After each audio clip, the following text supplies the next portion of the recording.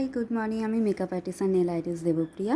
আজকে আমার একটা সকালের কাজ ছিল, তো সকাল সকাল আমি উঠে পড়েছি। ঘড়িতে প্রায় 6টা বাজতে যায়। উঠে ফ্রেশ হয়ে একটু ছাদে চলে গেছিলাম। দেখো এই একরত্তি একটা ডালে একটা ফুল ফুটে রয়েছে সুন্দর, তো সেটা দেখে আমি আবার নিচে এসে রেডি হয়ে নিলাম, হয়ে বেরিয়ে পড়লাম কাজের উদ্দেশ্যে।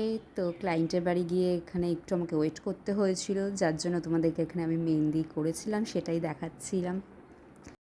তারপর এই যে আমার ক্লায়েন্ট, আর আজকের থেকে জেনে নেই কিরকম মেকওভার চাইছে। আজকে আমার প্রি ওয়েডিং এর শুট। দেবপ্রিয়াকে বলেছি সিম্পল একটা লুক দিতে, আর একটা আমার ট্র্যাডিশনাল আর ওয়েস্টার্ন দুটো লুক আজকে হবে।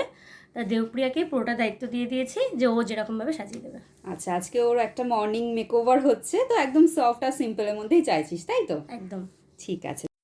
তো তোমরা শুনিলে ও কীরকম ধরনের মেকআপটা চাইছিল, তো আমি সেরকমই ভাবে কিন্তু আমি কাজ করে দিয়েছিলাম। আর ওটাও ছিল ওর ফার্স্ট লুক, আর এটা ওর সেকেন্ড লুক।